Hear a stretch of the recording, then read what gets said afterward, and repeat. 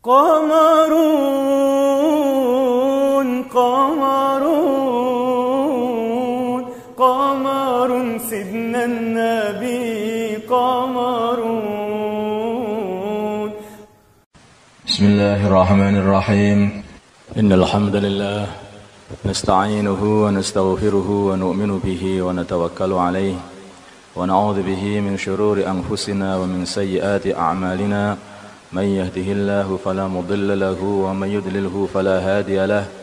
أشهد أن لا إله إلا الله وحده لا شريك له وأشهد أن محمدا عبده ورسوله أرسله بالهدى ودين الحق ليظهره على الدين كله ولو كره المشركون. أما بعد.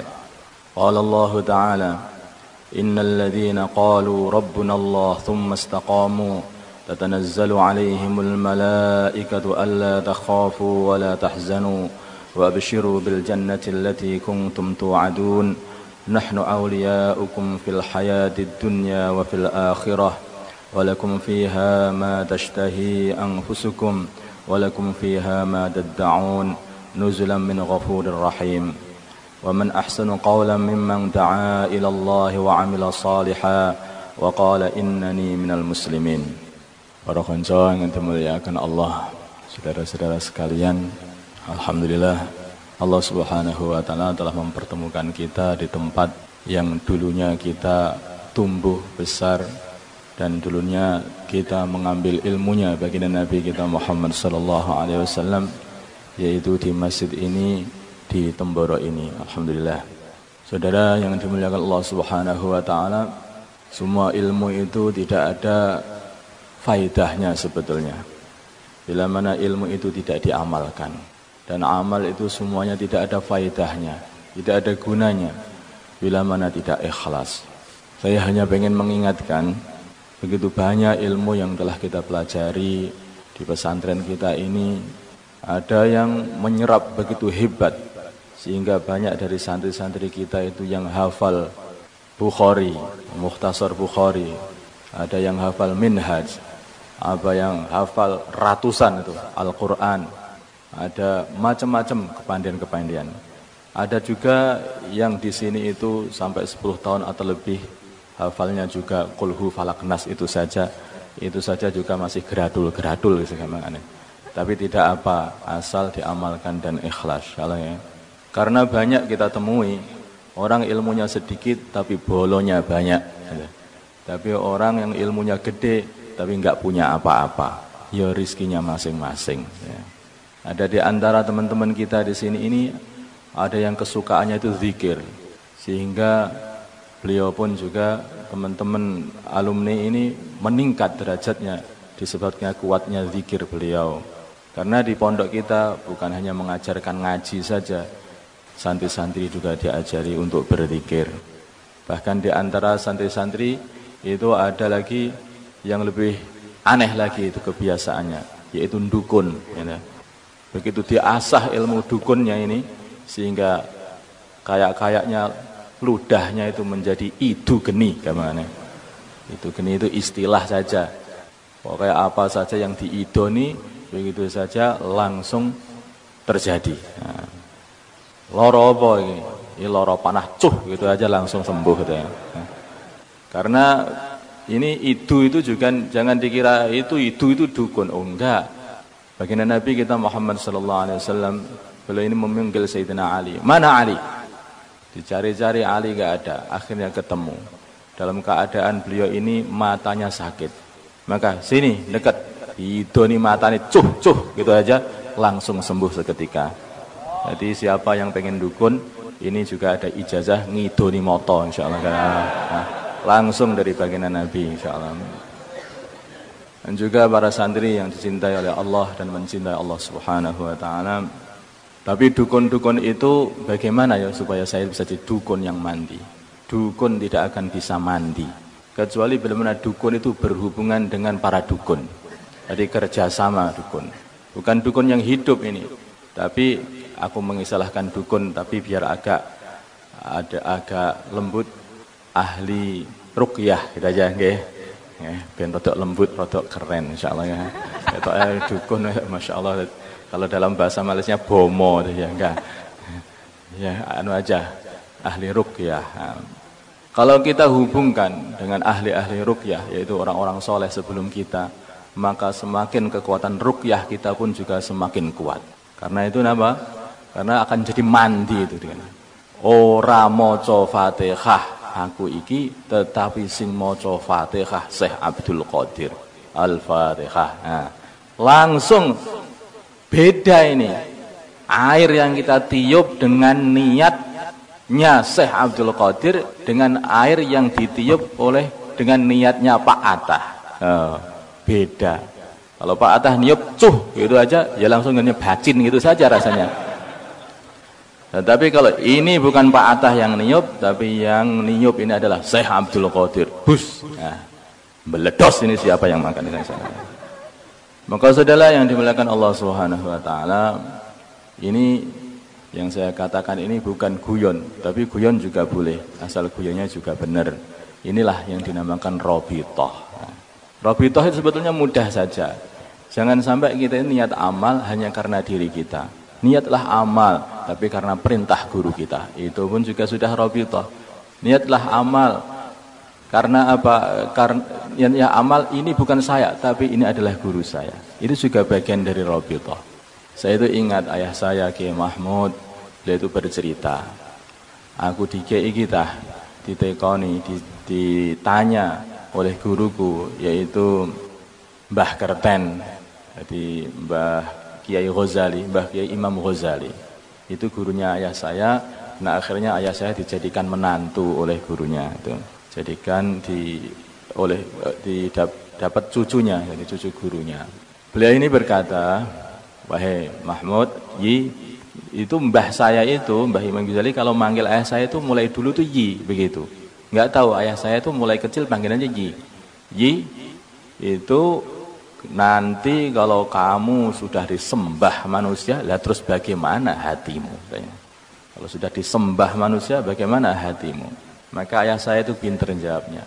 Kalaupun ada orang yang menyembah saya, maka bukan saya yang disembah, yang disembah adalah ilmu guru saya, katanya. Nah, kaget itu Mbah Kerten itu, Mbah Kiai Imam Ghazali itu kaget.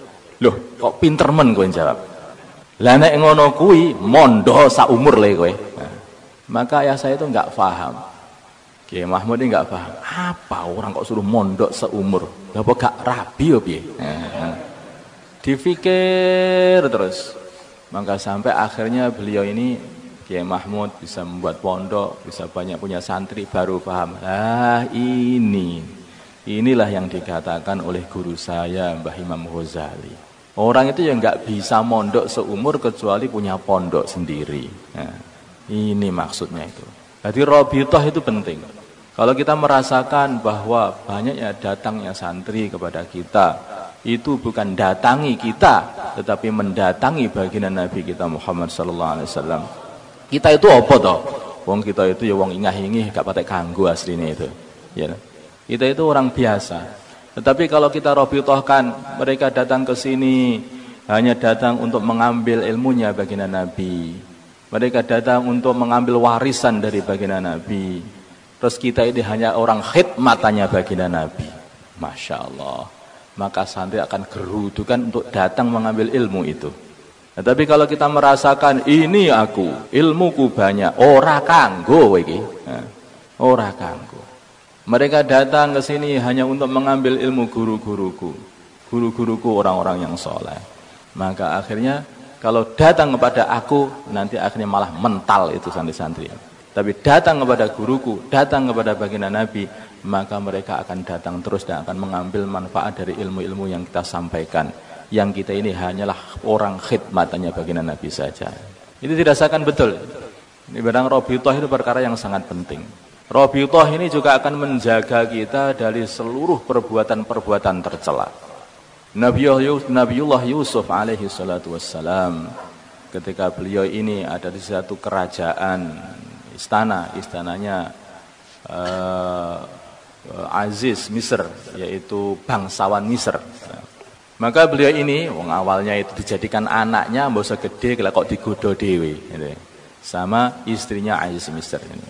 Setelah gede, kelihatan ganteng, langsung hai talak katanya. Nah, Mari ikut sini katanya.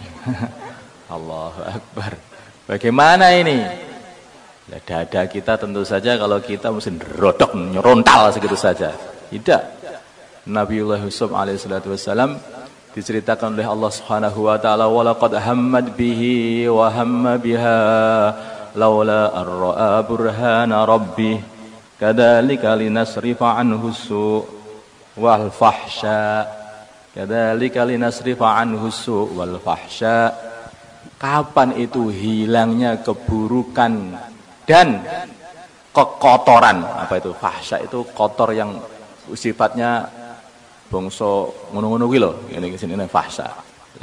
Wah, bangsa ngoten-ngoten niku. Aku kula mboten wani muni ngoten niki. Nah. Fuhsh. Hilang seketika. Dari mana itu? Diceritakan di sebagian kitab tafsir bahwa Nabi Yusuf alaihissalam ini walaupun jauh dengan gurunya, yaitu ayahnya sendiri Nabiullah Ya'qub alaihissalam, tapi hatinya itu selalu dekat. Laula ar-ra'a burhana rabbi. Bila mana Nabi Yusuf tidak melihat burhannya, dalilnya Tuhannya, yaitu wajahnya Nabi Ya'qub alaihissalam, Rafiqah.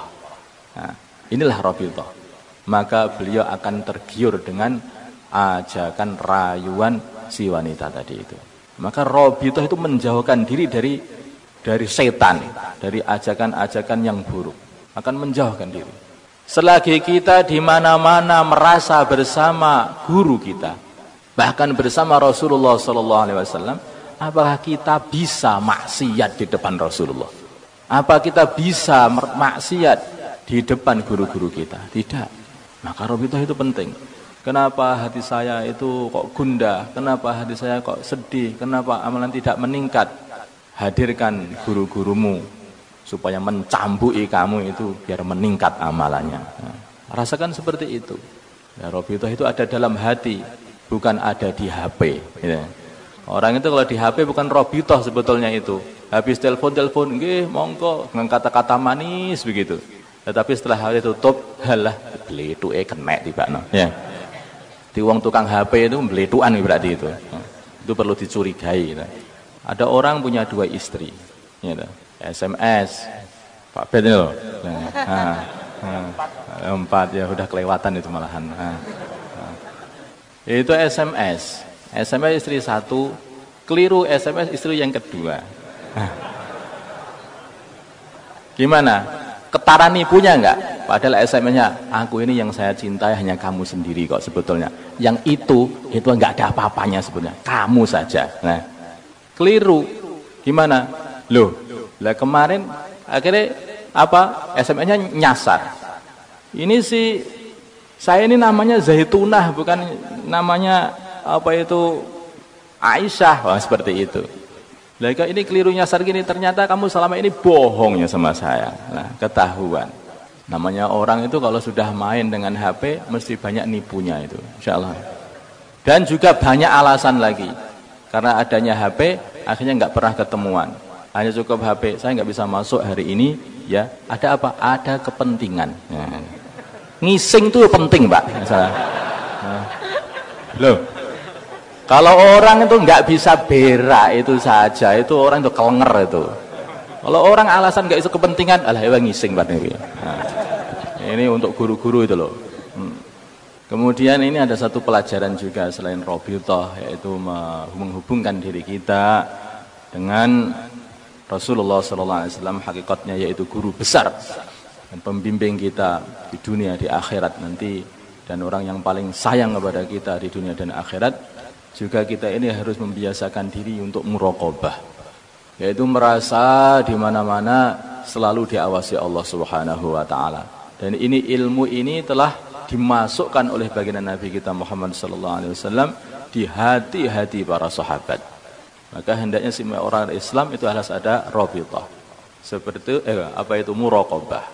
Seperti yang diajarkan oleh Sayyidina Luqman Al-Hakim kepada putranya. Ya bunayya innaha in takum mithqala habbatin min khardalin fatakun fi sakhratin aw fis samawati aw fil ardi ya'ti biha Allah.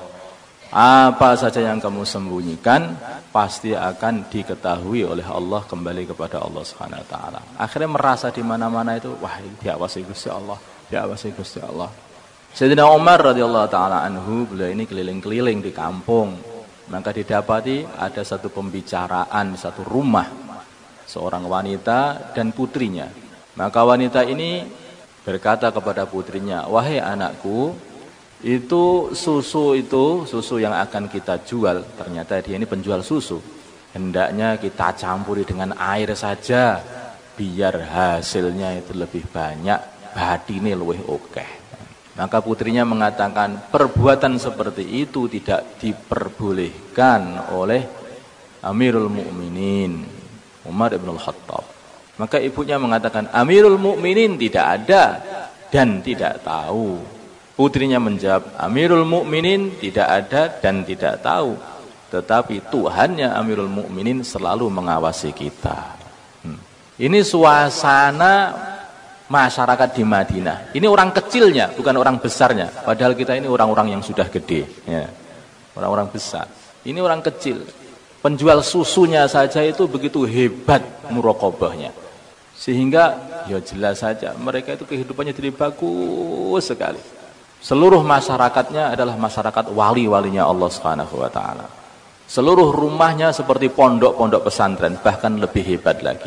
Alumni-alumni rumahnya menjadi wali-walinya Allah, pejuang-pejuang yang menyebar ke seluruh dunia. Ini yang kita kehendaki. Jadi nyapa to kita iki dakwah iki arep gawe Madinah, Pak. Jadi kalau kita ini tadi banyak sekali kita bicara dakwah, ini maksudnya apa? Mau membuat Al-Madinah Al-Munawwarah. Kita akan membuat Madinah seperti Madinah baginda Nabi kita Muhammad sallallahu alaihi wasallam. Kita ingin membuat satu masyarakat seperti masyarakatnya baginda Nabi. Masyarakat yang semuanya walinya Allah. Masyarakat yang semua adalah pejuang-pejuang agama, yang menyebar kemana-mana menyampaikan agama. Itu masyarakat seperti itu yang kita kehendaki. Lah hasilnya apa? Hasilnya adalah kemuliaan di depannya Allah Subhanahu wa taala nanti. Kalaupun kita mulia di dunia tetapi tidak mulia di akhirat, paling-paling ketika kita mati itu pun kita malah akan diinjek-injek orang juga. Apalagi kalau di sini itu apa itu liangnya adalah liang tengah, habis dimasukkan ditutup belabak, diidak-idak karo wong sing nguruki. Nggih, Saudara. Itu kalau ada orang seperti itu dirasakan, ya Allah, orang begitu mulia pun juga akhirnya seperti itu. Mana Raja Pirngon? Sudah masuk di kuburan. Mana itu Brawijaya? Sudah masuk, hilang semua. Mana John F. Kennedy kata Pak? Itu juga sudah masuk di kuburan. Nah, kehebatan-kehebatan yang ada di dunia ini tidak ada gunanya.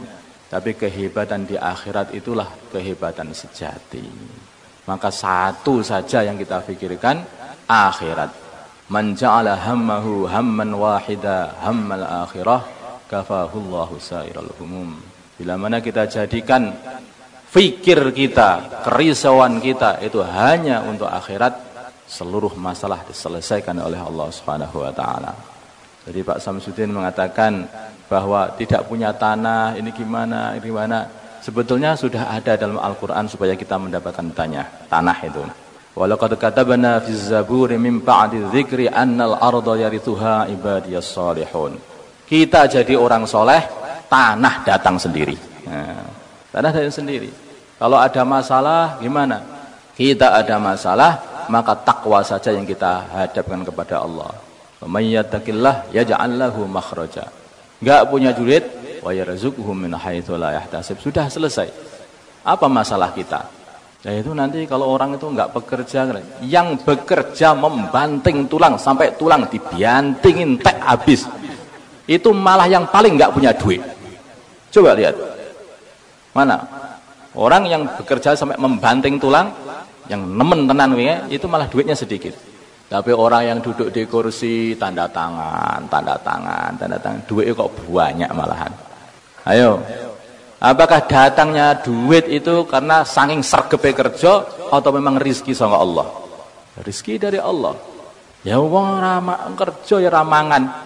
Masa kowe kalah karo wong edan? Orang gila itu loh, nggak pernah kerja, pokoknya jalan tawakal 'ala Allah.